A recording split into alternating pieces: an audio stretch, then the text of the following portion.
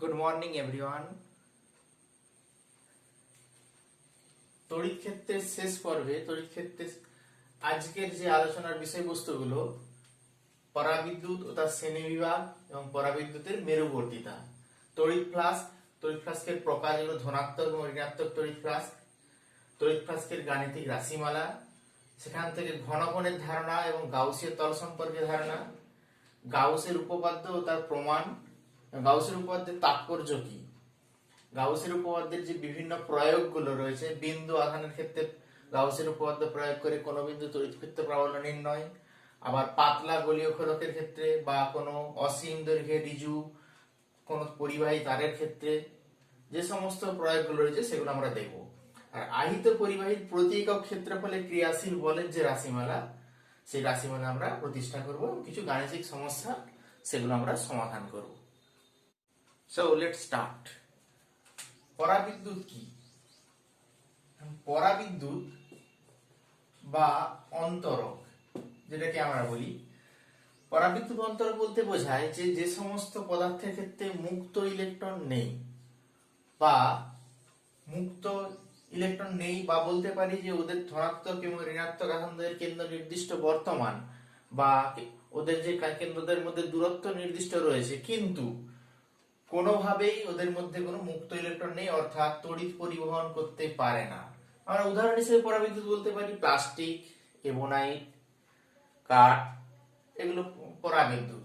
এখন এই পরাবিদ্যুতের যে দুটো প্রকার রয়েছে, দুটো পরাবিদ্যুতের ধনাত্মক এবং ঋণাত্মক আধানের কেন্দ্রের উপর নির্ভর করে দুটো প্রকারের পরাবিদ্যুৎ, একটা হচ্ছে মেরুবর্তী পদার্থ আর একটা অমেরুবর্তী পদার্থ।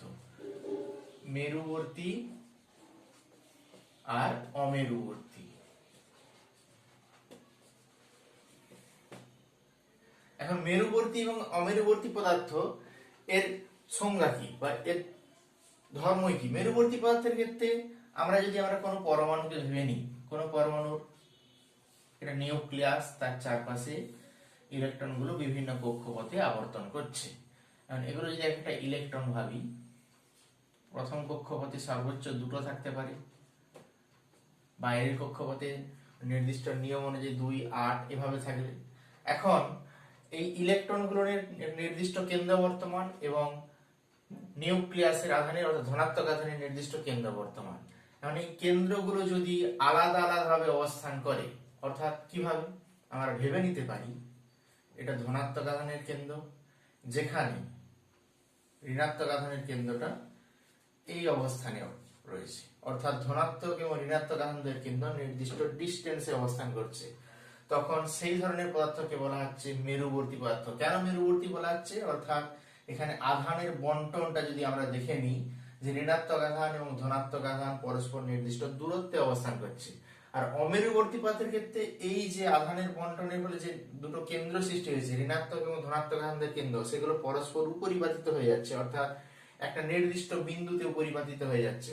সেই ধরনের পদার্থকে অমেরুবর্তী পদার্থ বলা হয়।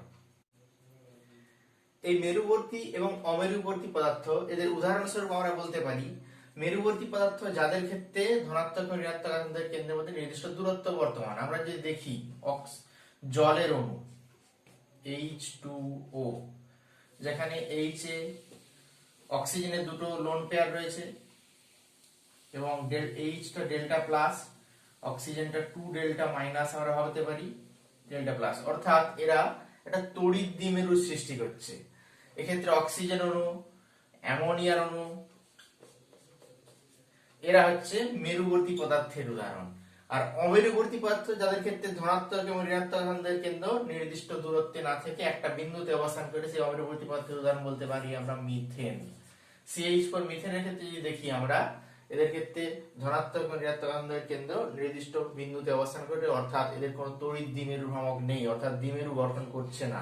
যেখানে মেরুবর্তী পদার্থ দ্বিমেরু গঠন করে আর অমেরুবর্তী পদার্থ দ্বিমেরু গঠন করতে পারে না, অর্থাৎ দ্বিমেরু ভ্রামক 0। এখন এই মেরুবর্তী এবং অমেরুবর্তী পদার্থ দুটো পদার্থকে যদি আমরা বহিঃস্থ তড়িৎ ক্ষেত্রে রাখি, কি ঘটবে সেটা আমরা দেখব।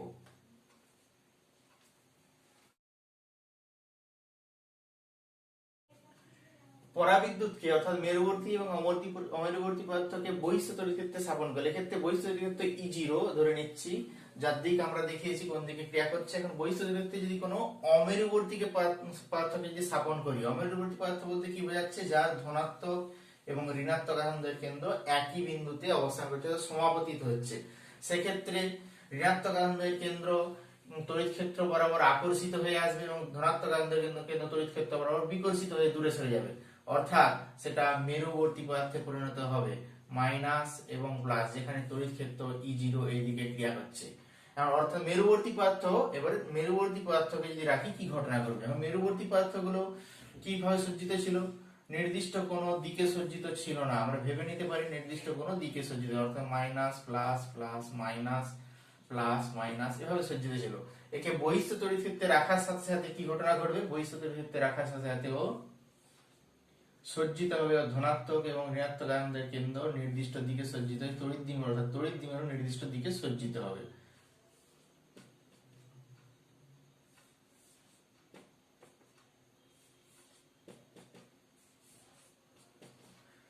এখন দেখতে পাচ্ছি এখানে যে ঋণাত্মক আধানগুলো সব তড়িৎ ক্ষেত্রের বিপরীত দিকে এবং ধনাত্মক আধানগুলো তড়িৎ ক্ষেত্রের দিক বরাবর সজ্জিত হয়েছে। এর ফলে আমরা বলতে পারি এটা একটা, যদি আমরা কোনো তড়িৎ পরাবিদ্যুৎ পদার্থ ভাবি, পরাবিদ্যুতের ক্ষেত্রে ভেতরে তড়িৎ দ্বিমেরুগুলো তড়িৎ ক্ষেত্র বরাবর সজ্জিত হয়েছে। এই তড়িৎ দ্বিমেরুগুলো তড়িৎ ক্ষেত্র বরাবর সজ্জিত হলে ভেতরের এই প্লাস আধানগুলো এই মাইনাস আধানের খুব কাছে অবস্থান করছে, ফলে এরা পরস্পরকে প্রতিমিত করে দিতে পারে। আবার এই প্লাস গুলো এই মাইনাসের কাছাকাছি রয়েছে, প্রতিমিত করে দিতে পারে।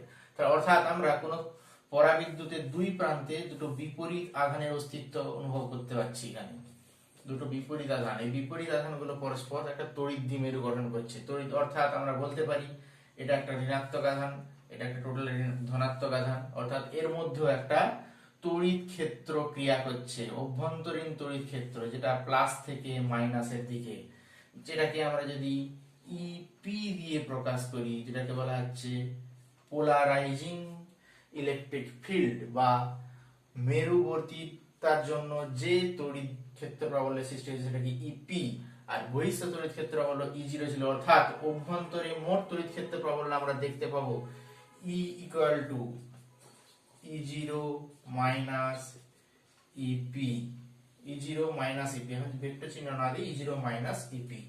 অর্থাৎ আমরা এই যে ঘটনাটা ঘটছে এখানে কি হচ্ছে, যে বহিঃস্থ তড়িৎ ক্ষেত্র প্রাবল্য প্রয়োগ করার ফলে কোনো পরাবিদ্যুৎ যার মেরুবর্তী পদার্থ হতে পারে বা অমেরুবর্তী পদার্থ হতে পারে, সেই পরাবিদ্যুৎ গুলো তড়িৎ ক্ষেত্র বরাবর সজ্জিত হওয়ার ঘটনাকে মেরুবর্তিতা বলা হয়।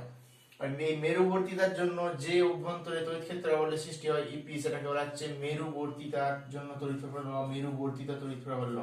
এটাকে বলা হয় ইন্টেন্সিটি অফ পোলারাইজেশন, বা মেরুবর্তিতার জন্য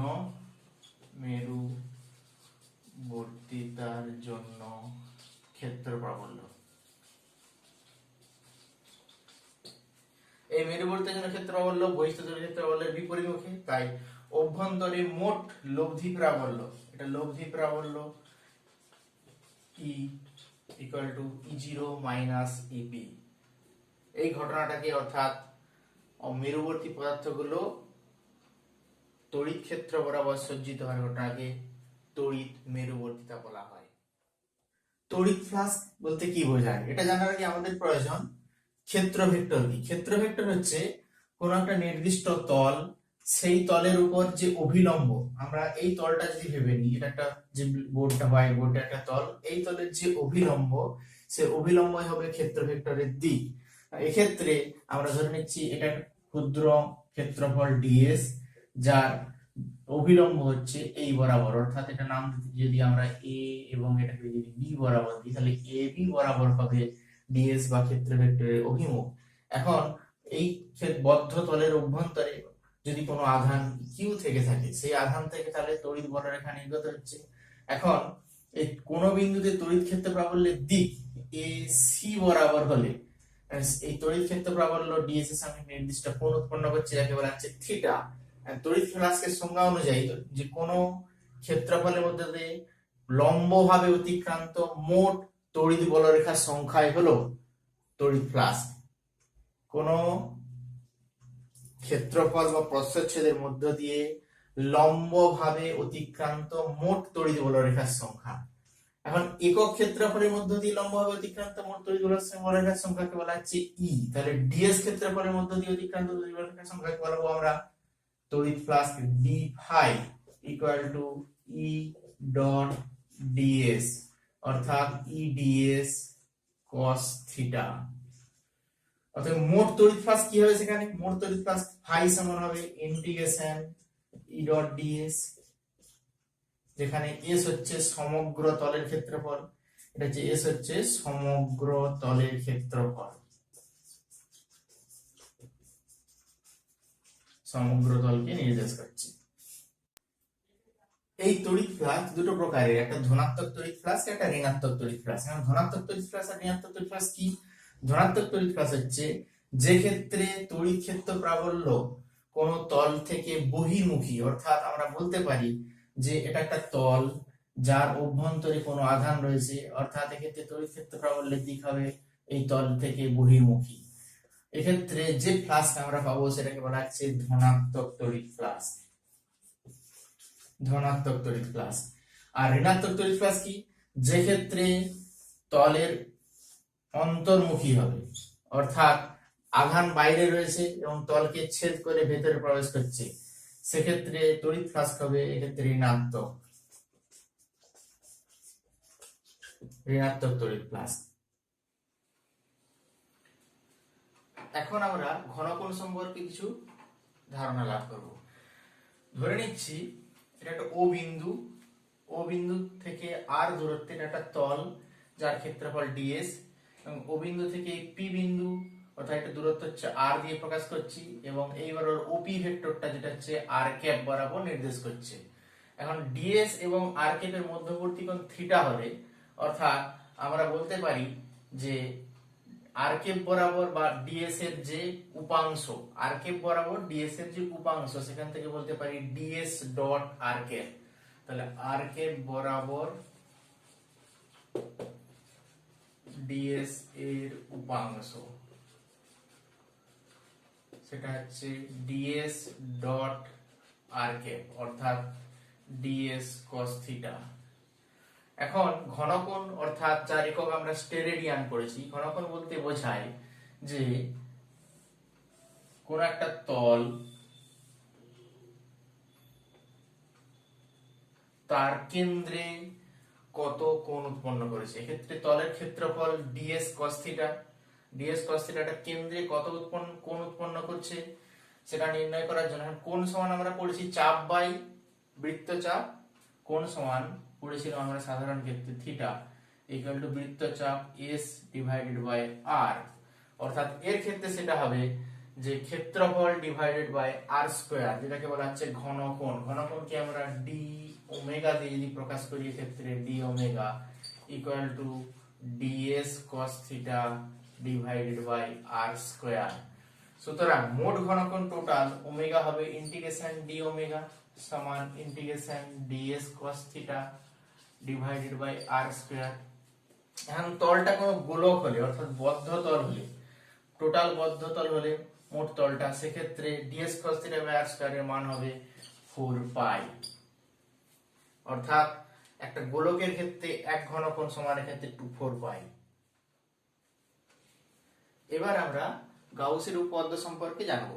গাউসের উপপাদ্যের বিবৃতি কি রয়েছে? দুটো বিবৃতি রয়েছে, সিজিএস এবং এসআই পদ্ধতিতে। আমরা এসআই পদ্ধতিতে বিবৃতিটা যদি জানি, জানার চেষ্টা কি, উপপাদ্য হচ্ছে কোন তলের মধ্য দিয়ে, কোন বদ্ধ তলের মধ্য দিয়ে অতিক্রান্ত মোট তড়িৎ ফ্লাক্স, কোন বদ্ধ তল, এখানে এটা একটা বদ্ধ তল ভেবে নিচ্ছি, সেই বদ্ধ তলের মধ্য দিয়ে অতিক্রান্ত মোট তড়িৎ ফ্লাক্স, অর্থাৎ তড়িৎ ফ্লাক্সকে আমরা ফাই দিয়ে প্রকাশ করেছি, ওই বদ্ধ তলের অভ্যন্তরে আধানের 1 বাই এপসিলন গুণ, অর্থাৎ কিউ বাই এপসিলন, যেখানে এপসিলন ওই মাধ্যমের পরাবৈদ্যুতিক ধ্রুবক, ওই মাধ্যমের তড়িৎ ভেদ্যতা। অর্থাৎ আমরা বলতে পারি যে ফাই সমান আবার পড়েছি আমরা ইন্টিগ্রেশন ই ডট ডিএস সমান কিউ বাই এপসিলন। আর যেহেতু বদ্ধ তল, সেক্ষেত্রে আমরা এটাকে ক্লোজ ইন্টিগ্রাল হিসেবে লিখি E dot dS equal to Q by epsilon. মানে এই যে সমীকরণটা, এটা সিজিএস, এটা এসআই পদ্ধতিতে, সিজিএস পদ্ধতিতে হবে ই ডট ডিএস সমান 4 pi Q by K, 4 pi Q by K. আবার এই গাউসের উপপাদ্যের ক্ষেত্রে যদি আধানটা বাইরে অবস্থান করে অর্থাৎ বদ্ধ তলের মধ্য দিয়ে, সেক্ষেত্রে কি ঘটনা ঘটবে সেটা একটু দেখে নিই আগে। আধানটা যদি বাইরে অবস্থান করে সেখান থেকে আধানটা এই তলকে ভেদ করে যাবে, অর্থাৎ অভ্যন্তরে প্রবেশ করবে আবার বাইরে নির্গত হবে। যখন প্রবেশ করছে তখন আমরা প্লাস পাচ্ছি, আবার বেরিয়ে যাচ্ছে যখন তখন আবার প্লাস পাচ্ছি। যখন প্রবেশ করছে সেই প্লাস ঋণাত্মক, আবার বেরিয়ে যাওয়ার প্লাস সেটা ধনাত্মক, অর্থাৎ টোটাল প্লাস কি হবে আমাদের ক্ষেত্রে জিরো হবে। সেই জন্য আধান যদি বাইরে অবস্থান করে তলের বাইরে, সেক্ষেত্রে মোট তড়িৎ ফ্লাক্স ইকুয়াল টু জিরো হবে। এখন আমরা ভেবে নিই যে এটা একটা তল যার অভ্যন্তরে কিউ আধান রয়েছে ও বিন্দুতে, ও তলের উপরে কোনো বিন্দু পি তে আমরা তড়িৎ ক্ষেত্র প্রাবল্যের সূত্র জানি ই সমান, এন্ড কিউটা যেহেতু বিন্দু আধান সূত্র অনুযায়ী Q by 4 pi epsilon R square, 4 pi epsilon R square. আর দিক কোন দিকে এটা যদি আমরা ভেবে নিই তাহলে ও পি বরাবর, ও পি বরাবর, ও পি বরাবর এর দিক। এখন ওই পি বিন্দুতে একটা ক্ষেত্রফল, ক্ষুদ্র ক্ষেত্রফল ডিএস কল্পনা করছি। এখন তার ডিএস এর দিক কোন দিকে বলা আছে, দেখানো রয়েছে পি আর বরাবর, অর্থাৎ ডিএস এর দিক পি আর বরাবর। মানে ই এবং ডিএস এর মধ্যবর্তী একটা কোণ সৃষ্টি হয়েছে, থিটা ধরে নিলাম আমরা। কারণ এক্ষেত্রে ডিএস এর মধ্য দিয়ে অতিক্রান্ত মোট ফ্লাক্স, সেটাকে যদি আমরা ডি ফাই বলি, অর্থাৎ ডিএস এর মধ্য দিয়ে অতিক্রান্ত মোট flux d phi equal to E dot dS. আমরা জানি ই ডট ডিএস সমান ই ডিএস cos থিটা, যেখানে থিটা হলো ই এবং ডিএস এর মধ্যবর্তী ক্ষেত্রফল, অর্থাৎ q by 4 pi epsilon naught বা এপসাইলন যে কোনো মাধ্যমের ক্ষেত্রে into dS cos theta divided by R square.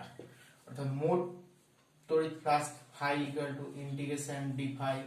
যেহেতু এটা একটা বদ্ধ ক্ষেত্র তাহলে আমরা বলতে পারি ক্লোজ ইন্টিগ্রাল হবে, মানে integration q by 4 pi epsilon integration close integration dS cos theta divided by R square, অর্থাৎ এটা হলো আমাদের d omega, 4 pi epsilon integration d omega.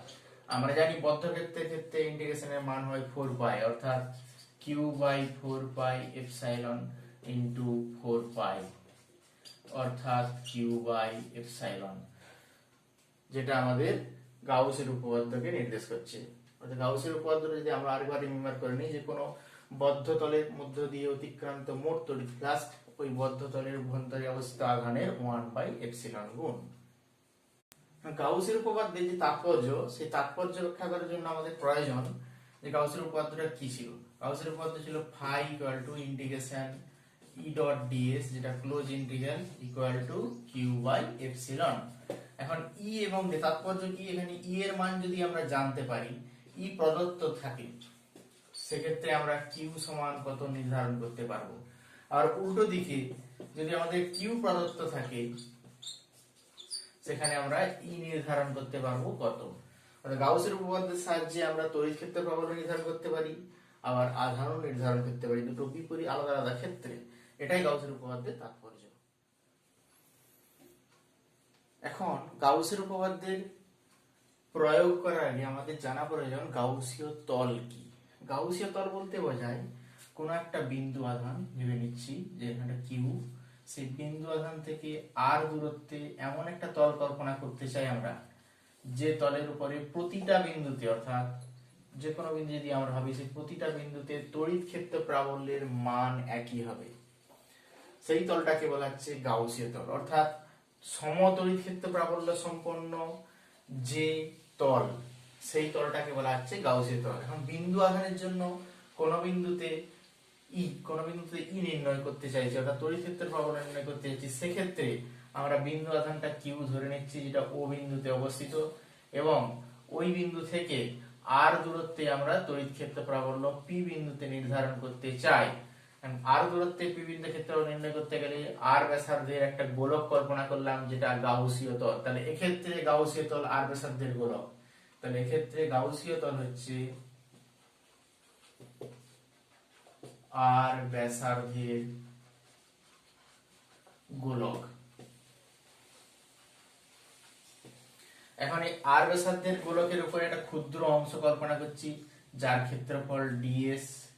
এখন এই ডিএস ক্ষেত্রফল এবং তড়িৎ ক্ষেত্র প্রাবল্যের দিক পরস্পর একই অভিমুখে বর্তমান, অর্থাৎ আমরা বলতে পারি ফাই সমান তার ফার্স্টের যে সংজ্ঞা integration E dot dS equal to Q by epsilon naught epsilon. সেক্ষেত্রে ইন্টিগ্রেশন ই ডট ডিএস অর্থাৎ ইন্টিগ্রেশন ই এবং ডিএস যেহেতু পরস্পর একই অভিমুখে, ই এবং ডিএস পরস্পর প্যারালাল একই অভিমুখে, সেক্ষেত্রে ই dot dS equal to E into DS সমান কিউ বাই এপসাইলন।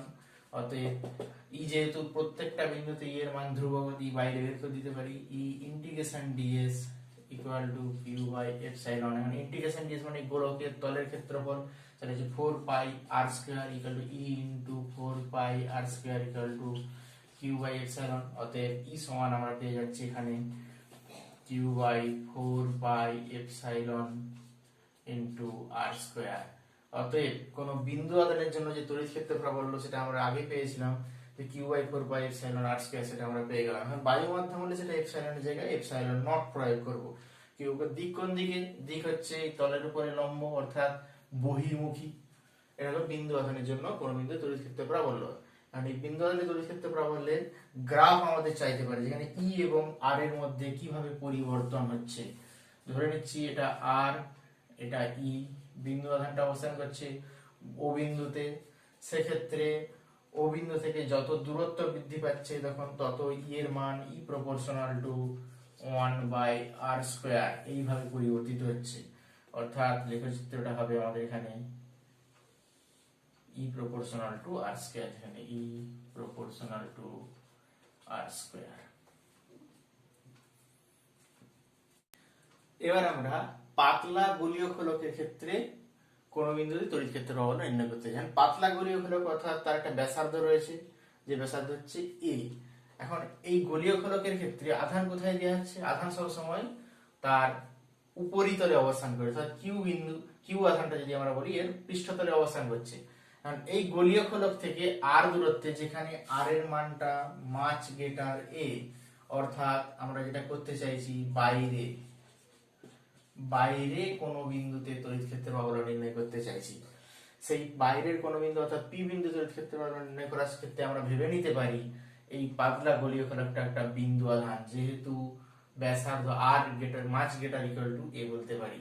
কারণ R much greater equal to A হলে সেক্ষেত্রে আমরা গাউসের উপপাদ্য প্রয়োগ করলে পাই ইন্টিগ্রেশন ই ডট ডিএস আগের মতোই সমান কিউ বাই এপসাইলন, অর্থাৎ ইন্টিগ্রেশন ই ডট ডিএস যেখানে ই এবং ডিএস পরস্পরের প্যারালাল, মানে ই এবং ডিএস পরস্পরের প্যারালাল যদি হয় তাহলে আমরা E dS integration E dS equal to Q by epsilon, অর্থাৎ ই বাইরে বেরিয়ে গেল ধ্রুবক, যেহেতু প্রতিটা বিন্দুতে এই আর ব্যাসার্ধের গোলকের উপর প্রত্যেকটা বিন্দুতে ই এর মান ধ্রুবক, অর্থাৎ ই ইন্টিগ্রেশন ডিএস সমান কিউ বাই এপসাইলন।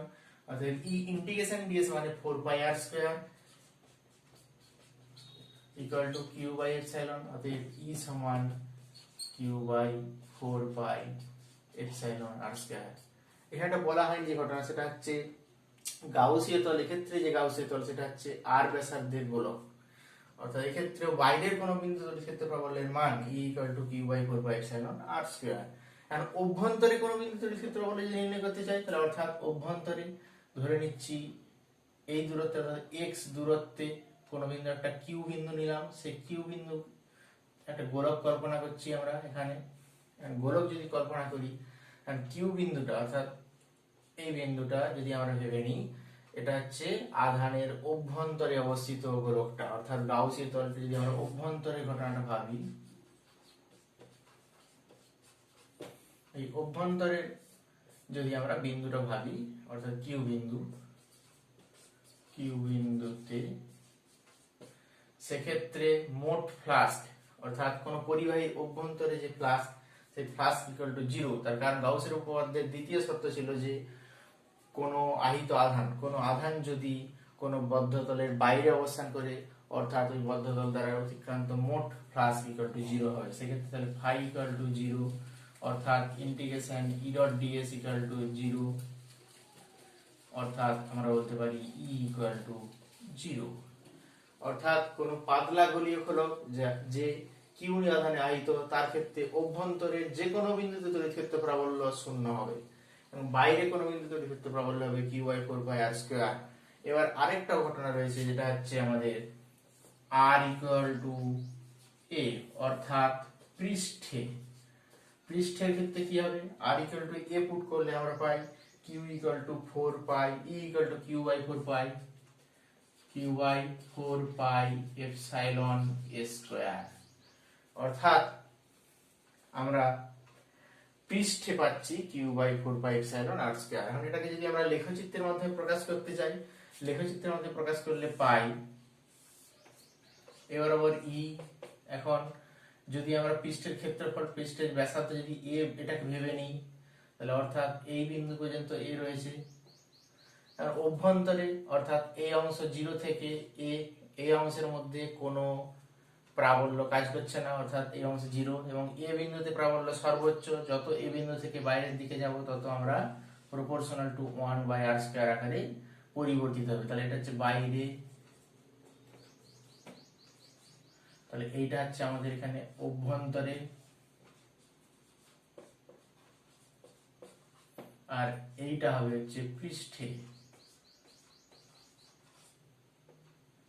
এটার মান হবে কিউ ভাজিত 4 পাই এপসাইলন এ স্কয়ার। এটা হলো পাতলা গোলীয় খোলকের ক্ষেত্রে অভ্যন্তরে, পৃষ্ঠে এবং বাইরে তড়িৎ ক্ষেত্র প্রাবল্য নির্ণয়, গাউসের উপপাদ্য প্রয়োগ। এবার আমরা গাউসের উপপাদ্য প্রয়োগ করে অসীম দৈর্ঘ্যে ঋজু আহিত পরিবাহীর ক্ষেত্রে নির্দিষ্ট দূরত্ব কোন বিন্দুতে পি বিন্দুতে আমরা তড়িৎ ক্ষেত্র প্রাবল্য নির্ণয় করতে চাই। এখন এই গাউসের উপপাদ্য, যেহেতু এটা অসীম দৈর্ঘ্যে ঋজু পরিবাহী, এখন এই ঋজু পরিবাহীর ক্ষেত্রে নির্দিষ্ট দূরত্বে যদি আমরা তড়িৎ ক্ষেত্র প্রাবল্য ধ্রুবক রাখতে চাই, অর্থাৎ ওই যে গাউসীয় তল কল্পনা করবো সেই গাউসীয় তলটা হচ্ছে একটা চোঙাকৃতি গাউসীয় তল, যার তিনটে ক্ষেত্র রয়েছে, একটা S1 এবং S3 দুটো বৃত্তাকার ক্ষেত্রফল, এবং S2 যেটা হচ্ছে পার্শ্বতলের ক্ষেত্রফল যেটা হচ্ছে বক্র। এখন এই S1 এবং S3 এদের ক্ষেত্রে তড়িৎ ক্ষেত্র প্রাবল্য E এবং ক্ষেত্রফল এদের পরস্পর লম্বভাবে অবস্থান করছে S1 এবং S3 এর ক্ষেত্রে, কিন্তু S2 এর ক্ষেত্রে যেখানে তড়িৎ ক্ষেত্র প্রাবল্য E এবং S2 পরস্পর একই দিকে অবস্থান করছে। এখন ধরে নিচ্ছি এটা যে তার অসীম দৈর্ঘ্যের তার, এখন মোট আধান তো জানি না এখানে, তার ক্ষেত্রে ধরে নিচ্ছি যে একক দৈর্ঘ্যে ল্যামডা হচ্ছে একক দৈর্ঘ্যে আধান। এখন ডিএল বা এল অংশের যদি আমরা ধরে নিই, এল অংশের আধান কত হবে, তাহলে কিউ সমান ল্যামডা ইনটু এল। সুতরাং এই এল অংশের আধানের জন্য পি বিন্দুতে ক্ষেত্র প্রাবল্য নির্ণয় করতে চাই, টোটাল ফ্লাস্ক সমান আমরা পেতে পারি ই ডট ডিএস সমান, আমরা বলতে পারি ই ডট ডিএস সমান এস ক্ষেত্রে যেহেতু, তাহলে এটা S1 এর জন্য একটা পার্ট ই ডট ডিএস প্লাস S2 এর জন্য আরেকটা পার্ট ই ডট ডিএস প্লাস S3 এর জন্য আরেকটা পার্ট ই ডট ডিএস। এখন S1 এবং S3 এর ক্ষেত্রে, S1 আর S3 এর ক্ষেত্রে আমরা যদি দেখি ই ডট ডিএস ইকুয়াল টু 0, কারণ এরা পরস্পর লম্ব রয়েছে, অর্থাৎ ই এবং ডিএস পরস্পর লম্ব, এই ক্ষেত্রে 90 ডিগ্রি পাই বাই 2 কোণ উৎপন্ন হচ্ছে। তাহলে পড়ে রয়েছে কি আমাদের কেবলমাত্র S2, যেখানে S2 হচ্ছে ই এবং ডিএস মধ্যবর্তী, যেখানে S2 এর ক্ষেত্রে ই এবং ডিএস পরস্পর সমান্তরাল, সুতরাং বলতে পারি আমরা এটা 0 প্লাস এটা হবে হচ্ছে ই ডিএস, যেখানে S2 প্লাস 0, অর্থাৎ গাউসের উপপাদ্য এবার যদি প্রয়োগ করি আমরা পাই ইন্টিগ্রেশন ই ডিএস সমান lambda L by epsilon q by epsilon, অর্থাৎ ই ডিএস, কারণ ডিএস যেহেতু প্রত্যেকটা বিন্দু গাউসের তলের উপর প্রত্যেকটা বিন্দুতে ই ধ্রুবক, তাহলে আমরা ই বাইরে বের করে নিতে পারি ই ইন্টিগ্রেশন ডিএস সমান ল্যামডা এল বাই এপসাইলন। এখন ডিএস সমান ইন্টিগ্রেশন ডিএস অর্থাৎ টোটাল বক্রতলের ক্ষেত্রে, অর্থাৎ S2 এর মান, S2 এর মান কত, S2 এর মান হচ্ছে পাই আর স্কয়ার এল, অর্থাৎ ই ইনটু পাই আর square E into pi R square L সমান lambda L by epsilon E into two pi R L, E into two pi R L বক্রতলের ক্ষেত্রফল E into two pi R এল সমান lambda L by epsilon. অর্থাৎ ই সমান আমরা বলতে পারি এখানে lambda by two pi epsilon আর।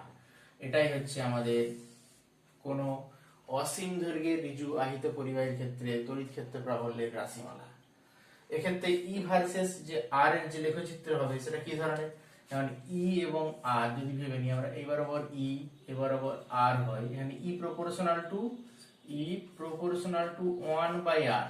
অর্থাৎ এক্ষেত্রে ই আর এর সঙ্গে পরিবর্তনটা খুব ধীরে ধীরে, আগের গুলোর ক্ষেত্রে ছিল E proportional to 1 by R square ছিল, সেক্ষেত্রে আর এর পরিবর্তনটা দ্রুত, তাহলে এক্ষেত্রে আর এর পরিবর্তন হবে ধীরে ধীরে। অর্থাৎ আমরা বলতে পারি এইভাবে, এটা হচ্ছে ই প্রপোর্শনাল টু 1 বাই আর। অসীম দৈর্ঘ্যের ঋজু আহিত পরিবাহীর ক্ষেত্রে এটা তড়িৎ ক্ষেত্র প্রাবল্যের। এবার আমরা গাউসের উপপাদ্য প্রয়োগ করে অসীম অপরিবাহী সুষমভাবে আহিত পাতের ক্ষেত্রে কোন বিন্দুতে আমরা তড়িৎ ক্ষেত্র প্রাবল্যের রাশিমালা বের করতে চাই। এখন ধরে নিচ্ছি এটা একটা পাত যার ধনাত্মক আধানে আহিত, এবং এই ধনাত্মক আধানে আহিত অসীম যেহেতু পাত, তাহলে এর ক্ষেত্রে আমরা প্রতি একক ক্ষেত্রফলে আধান জেনে নেব, সেটাকে সিগমা দিয়ে প্রকাশ করছি যে প্রতি একক ক্ষেত্রফলে আধান, প্রতি একক ক্ষেত্রফলে আধান, এটা হচ্ছে সিগমা। তাহলে অর্থাৎ এখানে ডিএস অংশ যদি ধরে নিই, ডিএস অংশে তাহলে আধান কত হবে, অর্থাৎ ডিকিউ সমান সিগমা ইনটু ডিএস, ডিএস ক্ষেত্রফলে যে আধান, যেহেতু পাতটা অসীম এবং অপরিবাহী, অর্থাৎ আধান যে তলে দেওয়া হবে আধান কেবলমাত্র সেই তলে অবস্থান করবে। অর্থাৎ আমরা যেহেতু নির্দিষ্ট বেধের ধরে নিয়েছি পাতটা, তাহলে বেধের এই উপরের তলে আধান দিয়েছি, অর্থাৎ উপরের তলে আমাদের আধান অবস্থান করবে। সেক্ষেত্রে ডিএস অংশের জন্য আমরা পি এবং কিউ দুটো বিন্দুতেই তড়িৎ ক্ষেত্র প্রাবল্য পাবো। অর্থাৎ দুটো বিন্দুকে কেন্দ্র করে ডিএস ক্ষেত্রফলের একটা তল যদি কল্পনা করি, দুটোর মধ্যে দিয়ে তড়িৎ ফ্লাক্স নির্গত হবে। অর্থাৎ এক্ষেত্রে এই চোঙটাই হচ্ছে আমাদের গাউসীয় তল। এই গাউসীয় তলের জন্য মোট তড়িৎ ফ্লাক্স আমরা ভাই পেতে পারি যে ই ইনটু 2ds, ইডিএস সমান আমরা বলতে পারি, ইন্টিগ্রেশন ইডিএস সমান আমরা বলতে পারি, এক্ষেত্রে দুটো তল পাচ্ছি, যেহেতু এই বক্রতল বরাবর কোনো তড়িৎ ফ্লাক্স পাওয়া যাচ্ছে না, তার কারণ বক্রতলের ক্ষেত্রে এস এবং ই পরস্পর লম্ব, বক্রতলগুলো কোনগুলো, এইগুলো। অর্থাৎ এক্ষেত্রে কোনো তড়িৎ ফ্লাক্স পাওয়া যাচ্ছে না, তড়িৎ ফ্লাক্স কোনগুলোর ক্ষেত্রে পাওয়া যাচ্ছে, কেবলমাত্র এই তল পি বিন্দুকে কেন্দ্র করে যে বৃত্তাকার তল এবং কিউ বিন্দুকে কেন্দ্র করে যে বৃত্তাকার তল, সেক্ষেত্রে আমরা বলতে পারি তাহলে ই into DS plus E into DS, অর্থাৎ 2EDS। সেক্ষেত্রে আমরা সূত্র অনুযায়ী বলতে পারি তাহলে ফ্লাই সমান 2EDS সমান মোট আধানের 1 বাই এপসাইলন, মোট আধান কত এখানে dq, অর্থাৎ সিগমা ds বাই এপসিলন। অর্থাৎ টোটাল ই পাচ্ছি আমরা এখানে সিগমা বাই 2 এপসাইলন। অতএব আমরা কোন বিন্দুতে পি এবং কিউ, যে কোনো বিন্দুতে আহিত পরিবাহীর নিকটবর্তী যে কোনো বিন্দুতে আমরা তড়িৎ ক্ষেত্র প্রাবল্য ই সমান আমরা পাই সিগমা বাই 2 এপসাইলন। এখন আমরা অসীম পরিবাহী আহিত সমতল ফলকের ক্ষেত্রে ওই ফলকের সামনের কোন বিন্দুতে তড়িৎ ক্ষেত্র প্রাবল্য নির্ণয় করতে চাই। এখন সামনের কোন বিন্দুগুলো কোনগুলো হতে পারে, এখন যেহেতু এটা আহিত পরিবাহী আহিত ফলক, যেহেতু পরিবাহী, অর্থাৎ আমরা কোন অংশে যে আধান দিই সেই আধানটা পরিবাহী দুই পৃষ্ঠেই আধানটা সমানভাবে বণ্টিত হবে। অর্থাৎ এক্ষেত্রে আমরা দু পৃষ্ঠে আধানের তলমাত্রিক ঘনত্ব পেতে পারি। দু পৃষ্ঠে আধানের তলমাত্রিক ঘনত্ব যদি আমরা সিগমা ধরে নিই, বা প্রতি একক ক্ষেত্রফলে যে আধান, সেটাকে বলা হচ্ছে আধানের তলমাত্রিক ঘনত্ব, আধানের তলমাত্রিক ঘনত্ব, সেটা আমরা দু পৃষ্ঠেই পাবো। অর্থাৎ এই পৃষ্ঠেও আধান হবে আমাদের সিগমা ডিএস, এই ডিএস ক্ষেত্রফলের জন্য, আর এই পৃষ্ঠেও যে আধান হবে সেটা হচ্ছে সিগমা ডিএস। দুটো অংশে আমরা মোট আধান পাবো। তো মোট আধানটা হবে আমাদের কত, এখানে মোট আধান আমরা ডিকিউ বলতে পারি 2 সিগমা ইনটু ডিএস। সেক্ষেত্রে এই অংশের যে আধান, অর্থাৎ ডিএস অংশের আধানের জন্য পি বিন্দুতে তড়িৎ ক্ষেত্র প্রাবল্য নির্ণয় করতে হলে আমরা একটা চোঙাক টোটাল চোঙ কল্পনা করছি। এই টোটাল চোঙের মধ্যে পি এবং কিউ বিন্দু দুটোই অবস্থান করছে, তার ক্ষেত্রে আমরা মোট ফ্লাক্স ফাই সমান পেতে পারি, যেহেতু বক্রতলের জন্য মোট কোনো ফ্লাক্স নেই, বক্রতলের ক্ষেত্রে ই এবং ডিএস পরস্পর পারপেন্ডিকুলার অর্থাৎ লম্ব, সেক্ষেত্রে ই এবং ডিএস ডট প্রোডাক্ট হবে 0। এক্ষেত্রে আমরা পাবো ফাই সমান 2 ই ডিএস। কেন? একটা ইডিএস পেলাম আমরা পি বিন্দুতে জন্য, আর একটা কিউ বিন্দুতে ডিএস ক্ষেত্রফলের জন্য পেলাম 2 ইডিএস, অর্থাৎ আমরা পেতে পারি এখান থেকে 2 ই ডিএস সমান ডিকিউ মোট আধান 2 সিগমা ডিএস ইনটু তার 1 বাই এপসিলন গুণ, অর্থাৎ ই পাবো আমরা এখানে সিগমা বাই এপসিলন। অর্থাৎ বলতে পারি যে আমরা কোনো অসীম পরিবাহী আহিতল সমতল পাতফলকের ক্ষেত্রে কোন বিন্দুতে তড়িৎ ক্ষেত্রফল হলো ই হচ্ছে সিগমা বাই এপসাইলন। এখন এটাকে যদি আমরা লিখি পরাবৈদ্যুতিক ধ্রুবক দিয়ে কে এপসাইলন নট, অর্থাৎ এটা পেয়ে গেলাম আমরা কি কুলম্বের উপপাদ্য। কুলম্বের উপপাদ্য আমরা পেয়েছিলাম যে কোন আহিত পরিবাহীর নিকটবর্তী কোন বিন্দুতে ক্ষেত্রফল হলো ওই আহিত পরিবাহীর আধানের তলমাত্রিক ঘনত্বের 1 বাই এপসিলন গুণ বা 1 বাই কে এপসাইলন 0 গুণ। এটা হচ্ছে অসীম পরিবাহী আহিত সমতল পাতফলকের ক্ষেত্রে কোন বিন্দুতে তড়িৎ ক্ষেত্রফল রাশিমান আমরা পেলাম।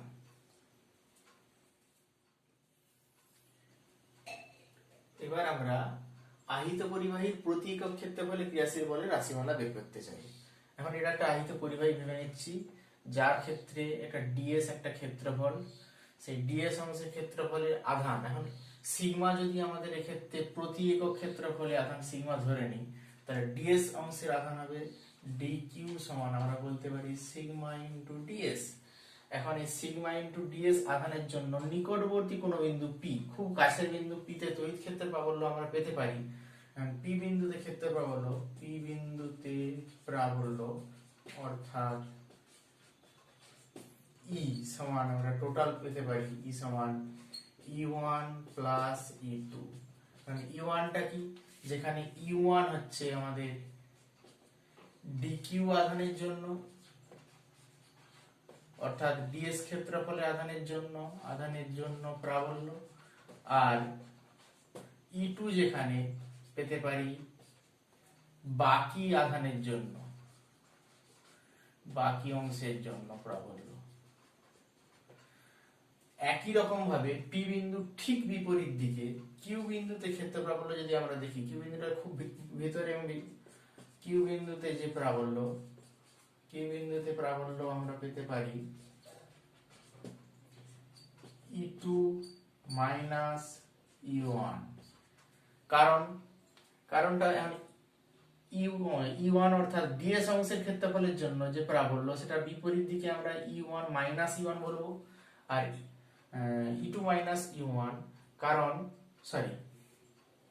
কিউ বিন্দুতে যে প্রাবল্য, সেই কিউ বিন্দুতে প্রাবল্য আমরা পেতে পারি এখন কিউ ডিকিউ অংশের, অর্থাৎ ডিকিউ আধানের জন্য অর্থাৎ ডিএস অংশের জন্য যে প্রাবল্য সেটা হচ্ছে E1, এবং বাকি যে অংশ সেই অংশের যে প্রাবল্য সেটা হচ্ছে E2, অর্থাৎ এটা। এখন E1 এর দিক হচ্ছে পূর্বের যে দিকের চেয়ে পি বিন্দু হচ্ছে উল্টো দিক, ওই জন্য ওটা মাইনাস E1 প্লাস E2। এখন আমরা কি পাচ্ছি, কিউ বিন্দুটা হচ্ছে পরিবাহীর অভ্যন্তরে, কিউ বিন্দু হচ্ছে অভ্যন্তরস্থ বিন্দু, অভ্যন্তরস্থ বিন্দু। এখন অভ্যন্তরস্থ বিন্দুর ক্ষেত্রে কি হয়, মোট প্রাবল্য শূন্য হয়, অর্থাৎ আমরা পেতে পারি E1 ইকুয়াল টু E2, অর্থাৎ টোটাল যে ক্ষেত্র প্রাবল্য ই সমান আমরা পেয়েছিলাম সমান আমরা বলতে পারি E1 প্লাস E2 জায়গায় 2E1, অর্থাৎ মান হিসেবে বা E2 হিসেবে বলতে পারি E1 সমান E2 সমান E বাই 2। এখন আমরা জানি যে কোনো আহিত পরিবাহীর নিকটবর্তী কোনো বিন্দুতে ক্ষেত্র প্রাবল্য কিছুক্ষণ আগে বের করলাম আমরা সিগমা বাই এপসাইলন, অর্থাৎ সিগমা বাই 2 এপসাইলন। এখন সিগমা বাই 2 এপসাইলন হলে এই পরিবাহীর যে ডেল্টা এস অংশ, ডেল্টা এস অংশের আধান হচ্ছে আমরা পেয়েছি ডেল্টা কিউ। কারণ ওই আধানের উপর কে বল প্রয়োগ করছে, আমরা বলতে পারি E2 তড়িৎ ক্ষেত্র প্রাবল্য বল প্রয়োগ করছে। কারণ বাকি অংশের যে আধান, সেই অংশের আধান ওই ডিএস অংশের আধানের উপর বল প্রয়োগ করছে। তাহলে বাকি অংশের আধানের জন্য ক্ষেত্র প্রাবল্য কত, E2। তাহলে বাকি অংশের আধানের জন্য ক্রিয়াশীল বল আমরা F পেতে পারি, F2 যদি বলি আমরা, F1 এর উপর 2 দ্বারা F12। তাহলে F12 সমান আমরা পেতে পারি যে dq ইনটু E2, অর্থাৎ dq মানে কি সিগমা ডিএস, অর্থাৎ sigma square by 2 epsilon into dS. অতএব একক ক্ষেত্রফলে আধান যদি বের করতে বলি তাহলে ডিএস ইকুয়াল টু 1 পুট করে দেবো, তখন আমরা পাবো একক ক্ষেত্রফলে আধান এফ 1 2 বাই ডেল্টা এস বা dS equal to sigma square by 2 epsilon. এখন বাই মাধ্যম হলে এটা হবে sigma square by 2 epsilon naught. অতএব আমরা কোন আহিত পরিবাহীর প্রতি একক ক্ষেত্রফলে যে ক্রিয়াশীল বল সেই ক্রিয়াশীল বলের রাশিমালা পাচ্ছি আমরা সিগমা স্কয়ার বাই 2 এপসাইলন 0 বা 2 এপসাইলন নট যদি বায়ু মাধ্যম হয়। এক্ষেত্রে তড়িৎ ক্ষেত্রে প্রাবল্যে বা তড়িৎ ক্ষেত্রের যে সংক্রান্ত যে গাণিতিক সমস্যাগুলো আছে তার মধ্যে প্রথম গাণিতিক সমস্যা আমরা বলতে পারি যে গাউসের উপপাদ্য সম্পর্কিত বা তড়িৎ ফ্লাক্স সম্পর্কিত যে গাণিতিক সমস্যা। এক নম্বর হচ্ছে তড়িৎ ফ্লাক্স সম্পর্কিত গাণিতিক সমস্যা। তড়িৎ ফ্লাক্স সম্পর্কিত যে গাণিতিক সমস্যা তার ক্ষেত্রে বলে দেওয়া থাকতে পারে যে একটা এক্স আয়তল, এই এক্স আয়তলের কোন একটা ক্ষেত্রফল তার মান বলা আছে, অর্থাৎ বলে থাকতে পারে এখানে 10 মিটার স্কয়ার এক্স আয়তলের ক্ষেত্রফল, যেখানে ই তড়িৎ ক্ষেত্র প্রাবল্য বলা আছে 2i - 3j + 10k নিউটন পার কুলম্ব। সেক্ষেত্রে এই 10 মিটার স্কয়ার ক্ষেত্রফলের মধ্য দিয়ে অতিক্রান্ত মোট তড়িৎ ফ্লাক্স কত হবে? আমরা তড়িৎ ফ্লাক্সের সূত্র কি পেয়েছি E ডট ds। এখন এই ক্ষেত্রে ds এর দিক কোন দিকে?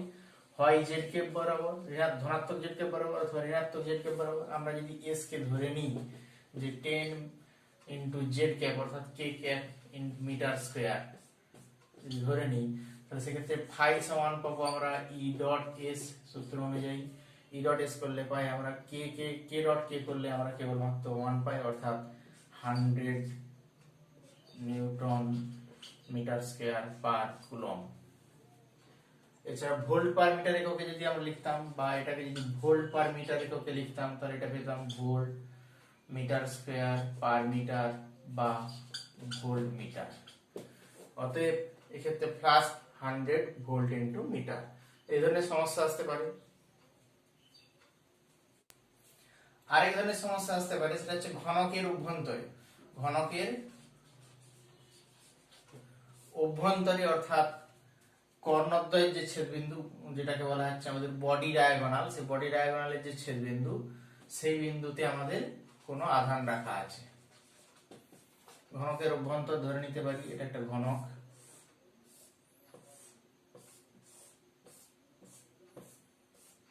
সেক্ষেত্রে এখানে আধান রাখা আছে কিউ।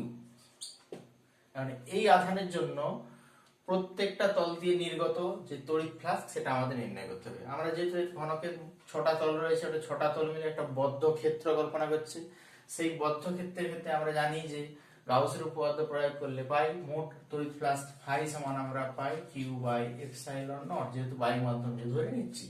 কারণ একটা তলের ক্ষেত্রে 6টা তল রয়েছে, তাহলে একটা তলের মধ্যে দিয়ে অতিক্রান্ত মোট তড়িৎ ফ্লাক্স তাহলে প্রতি তলে, এক্ষেত্রে তলগুলোর ক্ষেত্রে যেহেতু সমান ডিস্টেন্সে সমান দূরত্বে অবস্থান করছে তাহলে প্রতি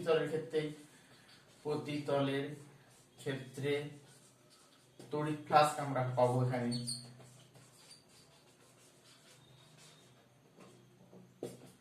1/6 ইনটু কিউ বাই এপসাইলন, অর্থাৎ কিউ বাই 6 এপসাইলন নট। একই রকম ভাবে পরের প্রবলেমটা হবে যে ঘনকের কোনো কোণাতে অর্থাৎ কোনো একটা শীর্ষবিন্দুতে আধান রাখা আছে, তার ক্ষেত্রে কি হবে সেটা আমরা দেখে নেব। ঘনকের ক্ষেত্রে আরেক ধরনের গাণিতিক সমস্যা আমাদের আসতে পারে। সেক্ষেত্রে ঘনকের কোনো শীর্ষবিন্দুতে কোনো একটা আধান থাকতে পারে।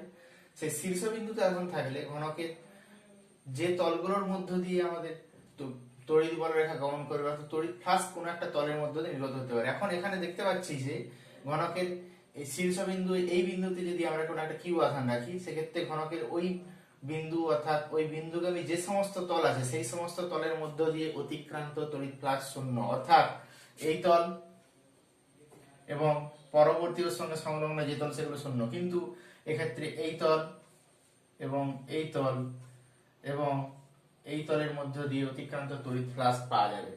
সেক্ষেত্রে আমরা ঘনকের কিভাবে নির্ণয় করব? এখন কি করতে চাই, একই রকমের আরো 3টে ঘনক পাশাপাশি বস করালে আমরা দেখতে পাচ্ছি 4টে ঘনকের যে শীর্ষবিন্দুগুলোর সংযোগস্থল সেখানে কিউ আধান অবস্থান করছে। সেই কিউ আধান অবস্থান সেই কিউ আধান কি করছি তাহলে চারটে ঘনকের মধ্যে অবস্থান করছে। এর উপরে আরো চারটে ঘনক যদি অবস্থান করি আমরা তাহলে কি পাবো তখন আমরা? তখন মনে হবে কিউ আধানটা একটা বড় ঘনকের মধ্যে অবস্থান করছে। মানে বড় ঘনকের ক্ষেত্রে আমরা তড়িৎ ফ্লাক্সের রাশিমালা ফাই জিরো যদি ধরি আমরা, ফাই জিরো সমান আমরা পেয়েছি কিউ বাই এপসাইলন জিরো। এখন ঘনকের এই বড় ঘনকের প্রতিটা তলের ক্ষেত্রে কি হবে তাহলে বড় ঘনক বড় ঘনকের প্রতিটা তলের মধ্য দিয়ে, বড় ঘনকের প্রতিটি তলের মধ্য দিয়ে প্লাস ফাই ওয়ান আমরা জানি কিউ বাই 6 এপসাইলন জিরো। এখন বড় ঘনকের একটা তল অর্থাৎ বড় ঘনকের একটা তল সমান চারটা ছোট ঘনকের চারটা তলের সঙ্গে সমান। চারটা তলের সঙ্গে সমান হলে প্রতিটা ছোট ঘনকের প্রতিটা তলের মধ্য দিয়ে অতিক্রান্ত তড়িৎ ফ্লাক্স হবে। অর্থাৎ ছোট ঘনকের ক্ষেত্রে বলতে পারি প্রতিটি তলের মধ্যে তড়িৎ flux that is phi equal to phi one by four. কেন ফাই ওয়ান বাই ফোর? এটা ফাই ওয়ান বাই ফোর হওয়ার কারণ বড় ঘনকের একটা তল সমান ছোট ঘনকের চারটা তল। অর্থাৎ এখান থেকে আমরা পেতে পারি কিউ বাই 24 এপসাইলন নট। এই ধরনের সমস্যাগুলো এখানে আসতে পারে। তড়িৎ ক্ষেত্রে সম্পর্কিত যে অধ্যায় এটা এখানেই শেষ। Thank you.